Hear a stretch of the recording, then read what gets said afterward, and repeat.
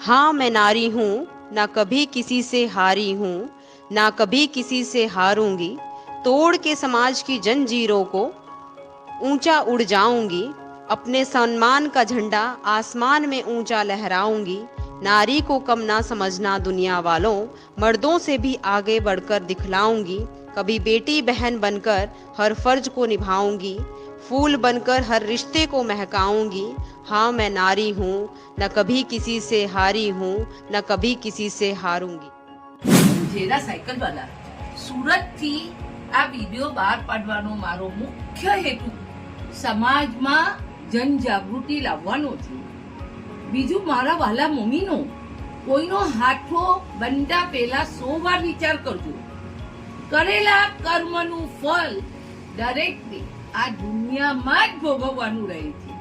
તમે કોઈના પર લાનત બોલો તો એ લાનત ફરી ફરીને તમારી પર જ આવશે. કોઈના કહેવાથી કોઈની પર લાનત બોલતા પહેલા 100 વાર મમ્મીનો વિચારજો.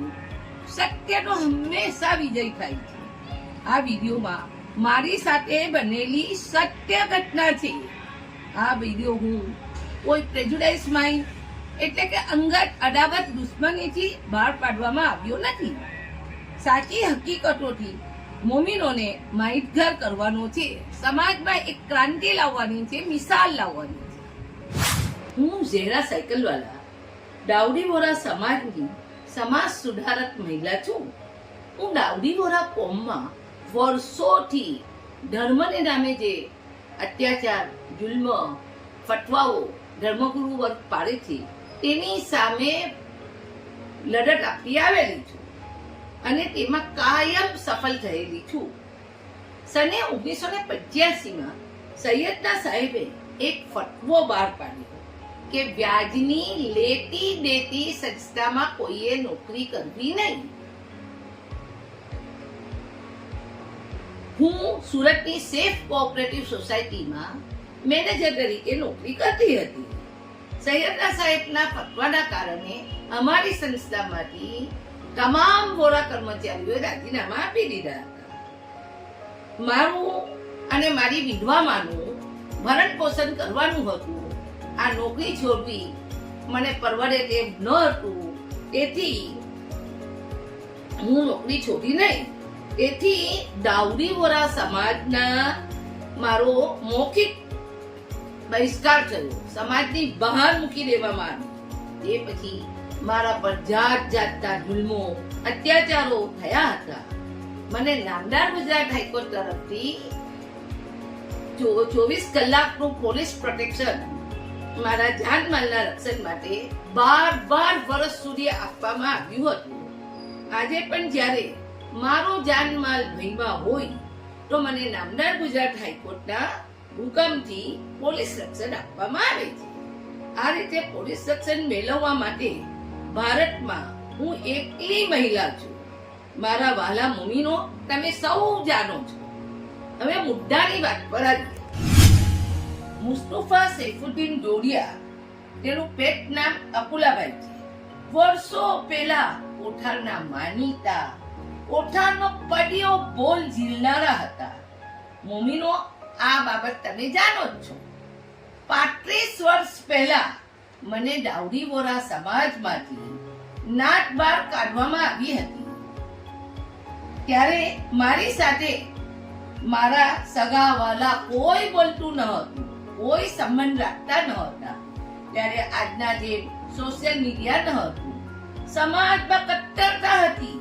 આવા સમયે વોરવાથી દૂર બહાર હિન્દુ કે મુસ્લિમ એરિયામાં કોઈ વોરાજી મોમીન મને રસ્તામાં મળી જાય ત્યારે ચોરી છુપીથી ડરતા ડરતા એ મોમીન મારી સાથે વાત કરે, દુઆ સલામ કરે. ત્યારે આ પુલા ભાઈ જોઈ લે તો તરત જ અમારા ધર્મગુરુની કોઠાની ઓફિસમાં જઈને મારી સાથે ફલાનો મોમીન, ફલાના બેન કે ભાઈ વાત કરે છે, એનું નામ અને સરનામું બતાવી દે. હવે જેવું નામ કોઠારને ખબર પડે કે તરત જ તે મોમીનને કોઠારની ઓફિસમાં બોલાવીને ધમકાવતા હતા કે તમે શા માટે જેના સાથે વાત કરો છો. જીરાને સમાજમાંથી બહાર મૂકવામાં આવી છે. તમે તેની સાથે સંબંધ રાખો છો. જો તમે બી સંબંધ રાખશો તો જીરાની જેમ તમને પણ નાટ બહાર મૂકી દેવામાં આવશે. મોમીનો વિચારો કે કેટલી હદ સુધી આ અકુલાભાઈ ચાપલુસી કરતા હતા અને આ રીતે મારા વાલા મમ્મીનો મારી પર અને નિર્દોષ ડાવરી ભોરા લોકો પર બી ત્રાસ આપતા હતા, મેન્ટલ ટોર્ચર કરતા હતા. એ સમયે અકુલાભાઈ મને મુદ્દાઈ કહેતા હતા. હવે મુદ્દાઈનો મિનિંગ એટલે ધર્મગુરુને ના માનનાર. એનો મિનિંગ એ થાય છે. હવે સમયની બલિહારી જો આજે તેને મુદ્દાઈ કહે છે લોકો. આ સમયની વાત છે. તારીખ 19/7/94 ના રોજ મૈદરપુરા પોલીસ સ્ટેશન પાસે મેં સૈયદના સાહેબને ગાલો આપી, હું મુદ્દાઈ છું, જીરાને અમને સોંપી દો એવા નારા સાથે વોરાઓનું ટોલું ભેગું થયું. તેમાં પણ ટોલામાં મારો વિરોધ કરવા અકુલાભાઈ આગળ પડતા હતા. અકુલાભાઈ અને યુસુફભાઈ ગુજરાતી ની આગેવાની હેઠળ વોરાકોમનું ટોલું મારા ઘર પર પથ્થરમારો કરવા ભેગા થયેલા. તેમાં પણ અકુલાભાઈ આગળ હતા. મારા ઘરની બારી અને વેન્ટિલેશનના કાચ તોડી રાખ્યા હતા. મુસ્લિમ ભાઈઓની મદદથી મારું ઘર બચી ગયું. આની સામે હું કોર્ટમાં ન્યાય મેળવવા ગયેલી યુસુફભાઈ ગુજરાતી અને અન્યોએ મારી સાથે સમાધાન કર્યું.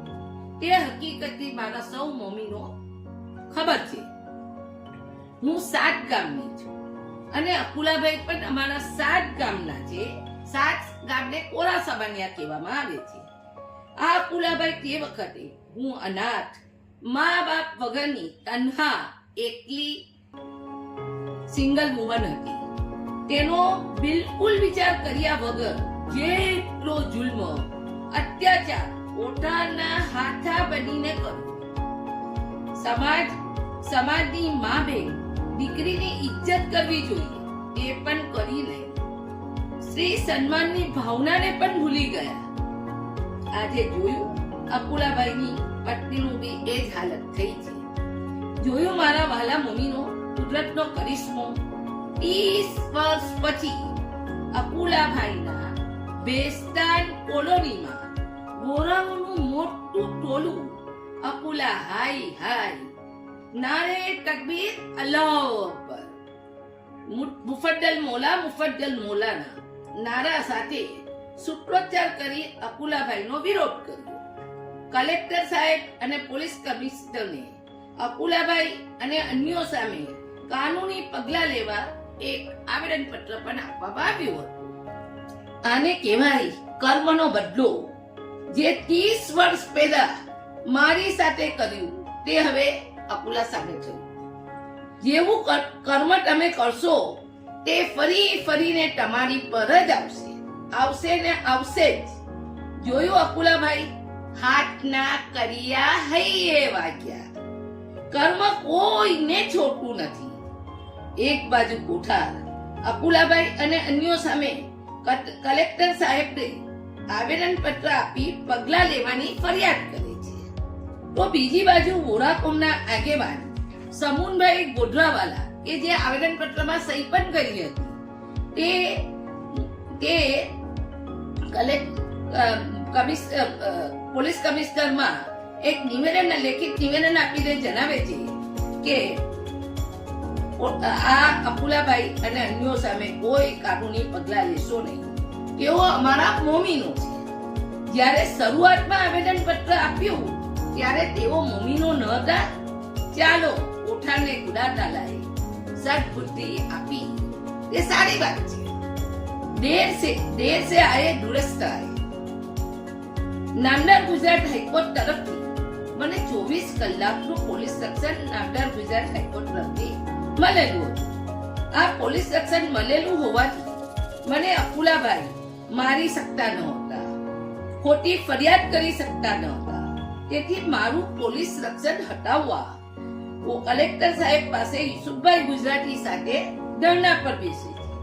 જેરા સાયકલ વાળાનું પોલીસ રક્ષણ ઉઠાવી લો ના નારા સાથે તારીખ 9/4/2001 ના દિવસે ધરણા પર બેસેલા તેની સિલસિલાબંધ પુરાવા સહિતની વિડીયો હું બીજા વિડીયોમાં રજૂ કરીશ. અકુલાભાઈએ મારી પર અનેક ફરિયાદો કરી હતી. તેની ખોટી પુરાવા વગરની ફરિયાદને કારણે સુરતની ક્રાઇમ બ્રાન્ચે ફરિયાદી એટલે કે અકુલાને જ આરોપી બનાવી દીધો હતો. બિનસવારી વિથ પ્રોસિક્યુશન કરીને તેની સિલસિલાબંધ પુરાવા સહિતની હકીકતો હું બીજા વિડીયોમાં રજૂ કરીશ. મોમીનો રાજુ મારે અંગ્રેજીમાં વન અગેન્સ્ટ ઓલ અને ગુજરાતીમાં વીરાંગનાનો લલકાર પુસ્તકમાં તો એક પ્રકરણ તો અકુલાભાઈ પર લખવામાં આવ્યું છે. આ મારી બાયોગ્રાફી વીરાંગનાનો લલકાર છે. તેમાં વિગતવાર અકુલાભાઈ વિશે લખવામાં આવ્યું છે પાના નંબર 142 પર. હવે ધર્મગુરુ વર્ગ એટલે કોઠારના આમિલો જમાતને પણ સબક શીખવાનો છે. નિર્દોષ વોરાઓ પર જુલ્મ કરવો જોઈએ નહીં, કારણ કે હવે મોમીનો ધર્મગુરુ વર્ગને જમાતને કોર્ટમાં લઈ જાય છે. મોમીનો હવે જાગૃત થઈ ગયા છે. વોરા સમાજમાં ક્રાંતિ આવી છે અને આવી રહી છે, તેનો મને ગર્વ છે. મારી કુરબાની ફોગટમાં ગઈ નથી. ગરીબ, લાચાર, નિરાધાર મોમીનોને ધર્મગુરુ તરફથી સોના સિવાય પણ કરજે હસનાતની લોન આપી પગભર કરવા જોઈએ. કબરોની જગ્યાના પૈસા લેવા જોઈએ નહીં. રમજાન મહિનામાં ખુદાના ઘરમાં, મસ્જિદોમાં મસલ્લાની જગ્યાના પણ પૈસા લેવામાં આવે છે. સુરતમાં બેગમવાડી અને સુભાન મટસાની વાડીના કબ્રસ્તાનમાં એપાર્ટમેન્ટ બનાવી બીજી બધી પ્રવૃત્તિ કરવાને બદલે દફનાવાની રજા ધર્મગુરુ વર્ગે આપવી જોઈએ. ગરીબ મોમીનોની હાય લેવી જોઈએ નહીં. મારી સુધારાવાદી પ્રવૃત્તિને કારણે મને નેશનલ તેમજ ઇન્ટરનેશનલ એવોર્ડો મળ્યા છે.